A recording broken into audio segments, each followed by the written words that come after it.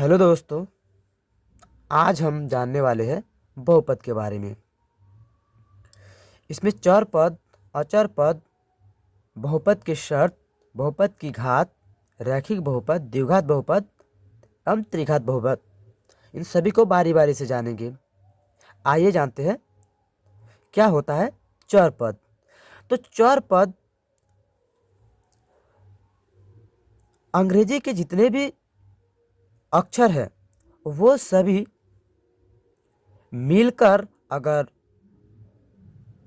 संख्या के साथ आ जाते हैं तब हम उसको क्या कहते हैं, चर पद कहते हैं। जैसे 4x, 3k, 5p, 9z, ये सभी के सभी क्या है, चर पद है। इसी को हम चर पद कहेंगे।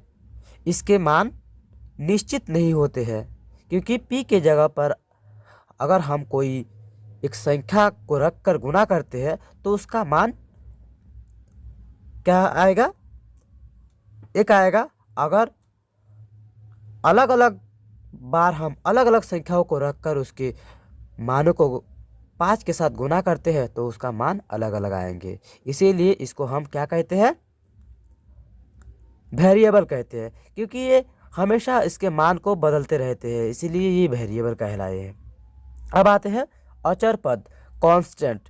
कांस्टेंट किसको कहेंगे, कांस्टेंट हम उसको कहते हैं जो अंकों से मिलकर बने होते हैं, अंकों और संख्या से मिलकर बने होते हैं। जैसे 3, 5, 7, 100,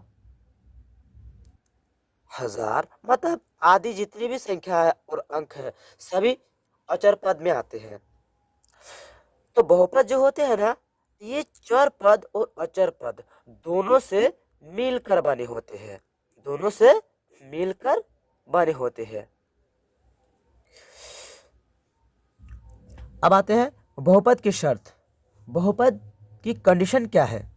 तो बहुपद के जो कंडीशन होते हैं ना, बहुपद के कंडीशन को देखते हैं। तो पहला कंडीशन कहता है कि बहुपद का जो घात है, बहुपद में जो वेरिएबल है, जो चर पद है, उसका घात कभी भी माइनस में नहीं होना चाहिए, कभी भी माइनस में नहीं होना चाहिए। अब दूसरा जो कंडीशन है, शर्त है, वो कहते हैं कि जो बहुपद में चर पद होते हैं ना, वह कभी भी बट्टा के नीचे नहीं होना चाहिए। किस में नहीं होना चाहिए, बट्टा के नीचे नहीं होना चाहिए, बट्टा के नीचे नहीं होना चाहिए। और तीसरा कंडीशन ये कहते हैं कि चर पद खुद, इनकी स्वयं रूट के भीतर नहीं होना चाहिए। अगर रूट के भीतर है तो उसको हम क्या नहीं मानते हैं, उसको हम बहुपद नहीं कहेंगे।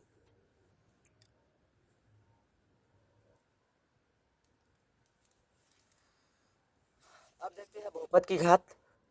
तो बहुपद की घात किसी भी बहुपद में अल्फाबेटिकल जो पद होते हैं, जो वेरिएबल होते हैं, उसकी सबसे अधिक पावर जो होता है ना, उसी को हम बहुपद की घात कहते हैं। जैसे x² माइनस 3x के power cube plus 4x plus 1। तो इसमें इस बहुपद में चर जो मान है सबसे अधिक किसका है, तो x के पावर 3 का। इसका मतलब इसकी घात क्या हो गया, इसकी घात हो गया, इसकी घात हो गया 3। अगर इस तरीके से होता है x का पावर 5 माइनस x के पावर 2 प्लस 3 के, तो इसका पावर क्या हो गया, इसका पावर हो गया 5। सबसे अधिक पावर 5 है, मतलब इसका घात क्या हो गया, इसका घात हो गया 5। अब आते हैं रैखिक बहुपद। रैखिक बहुपद किसे कहते हैं? तो रैखिक बहुपद उसे कहते हैं जिस बहुपद का पावर क्या है, जिस बहुपद का घात केवल और केवल एक है। तो ये क्या है? x-3। ये क्या है? इसके पावर कितनी है? एक है, मतलब ये रैखिक बहुपद कहलाएंगे। ये x अब प्लस 3 के, ये क्या कहलाएंगे? ये रैखिक बहुपद कहलाएंगे। उसके बाद x अब प्लस वाई, ये क्या कहलाएंगे? रैखिक बहुपद कहलाएंगे। उसके बाद x plus Y plus Z, ये क्या कहलाएंगे? रैखिक बहुपद कहलाएंगे, क्योंकि इनके घात क्या है? एक एक एक है। क्यों एक है?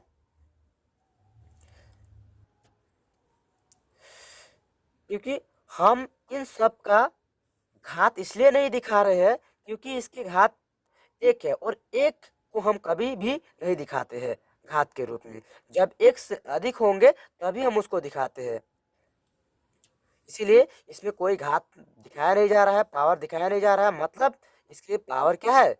एक है, इसमें छुपे हुए हैं। अब आते हैं द्विघात बहुपद। द्विघात बहुपद जिस बहुपद की घात कितनी होती है? 2 होते हैं, जिसके पावर 2 होते हैं, उसको हम द्विघात बहुपद कहते हैं। जैसे x² - 3, x² + 2x प्लस 4 आदि। अब त्रिघात बहुपद, त्रिघात बहुपद उसे कहते हैं जिस बहुपद की घात कितनी है? 3 है। तो देखते हैं ये क्या है? x³ प्लस 5x प्लस 4, ये क्या है? ये त्रिघात बहुपद है। x³ plus 2x² minus 3x plus 1, ये क्या है? त्रिघात बहुपद है। अब देखते हैं, नीचे कुछ क्वेश्चन दिए गए हैं और इसको जांच करेंगे, देखेंगे कि ये जो सभी क्वेश्चन दिए गए हैं कौन कौन से क्वेश्चन बहुपद में है और कौन कौन से क्वेश्चन बहुपद में नहीं है। तो सबसे पहले नंबर पर जो क्वेश्चन है, रूट के बट्टा 4 रूट के माइनस रूट x² अपन 4, तो क्या ये बहुपद है या नहीं? अब देखते हैं इसको सोल्व करके। ये क्या है? रूट के भीतर के है और बटा में भी रूट के भीतर के है, मतलब इसको काट सकते हैं। तो काटेंगे तो हमारा मान कितना आएगा? 1/4 आएगा। अब ये रूट के भीतर से बाहर निकल जाएगी, हो जाएगी सिर्फ और सिर्फ -x/4, मतलब ये सभी शर्तों को लागू कर रहे हैं। ये क्या है? x का पावर प्लस है, x का मान, x जो पद है वो बट्टा के ऊपर है, ये रूट से बाहर निकल चुके हैं, मतलब ये सही है, ये बहुपद कहलाएंगे। दूसरे नंबर पर जो क्वेश्चन है वो है कि 1/x का पावर -1, मतलब किसी भी चीज का अगर पावर -1 है मतलब वो क्या है? उल्टा है, बट मतलब उल्टा है, उल्टा दिया गया है। जैसे ये क्या है? 2 है, 2 को उल्टा करेंगे तो क्या हो जाएगा? 2 का पावर ई, 2 बटा के नीचे चले जाएंगे, मतलब क्या हो गया? 2 का उल्टा 1/2 हो गया। अब इसी को अगर हम क्या करते हैं, ऊपर ले जाते हैं तो क्या हो जाएंगे? इसका पावर -1 हो जाएगा, लेकिन ये मतलब इसको सीधा करेंगे तो ये क्या हो जाएगा? 2 हो जाएंगे। तो इसका मतलब ये क्या हुआ? यहाँ पर इसको सीधा करेंगे तो हमारा मान क्या हो जाएगा? x हो जाएगा और +5 के हो गया। और इस तीसरे नंबर पर जो क्वेश्चन है ये क्या है? p² - p², मतलब p² कैंसिल। अब हमारा मान क्या हो गया? 0/p प्लस 1, मतलब ये क्या है?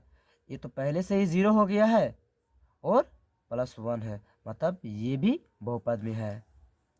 और ये क्या है?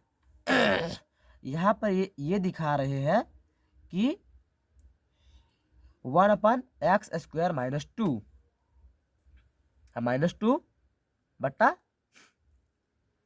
तो ये क्या है? ये सभी नियम को पूरा नहीं कर रहे हैं, क्योंकि ये बट्टा के नीचे है और क्या है,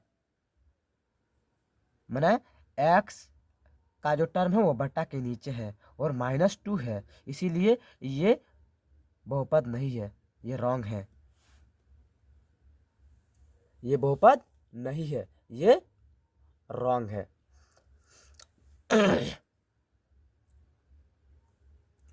अब ये क्वेश्चन देखते हैं।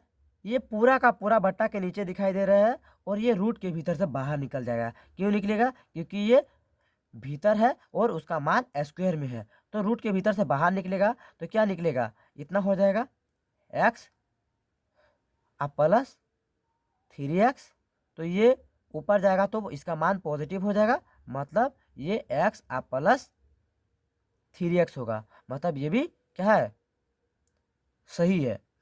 और ये तो सब के सब सही है, क्योंकि ये सभी नियम को पालन कर रहे हैं। ये क्या है, क्या ये बहुपद होंगे?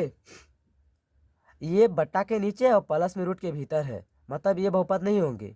ये भी क्या है, रूट के भीतर है इसका मान, मतलब ये भी बहुपद नहीं होंगे। और या ये तो पहले से भी, ये तो बहुपद होंगे ही नहीं। ये क्या बहुपद होंगे? क्योंकि इसके पावर क्या है, माइनस में है, मतलब ये भी बहुपद नहीं होंगे। तो क्या ये बहुपद होंगे? तो हाँ, ये बहुपद होंगे, क्योंकि ये सभी शर्तों को पालन कर रहे हैं।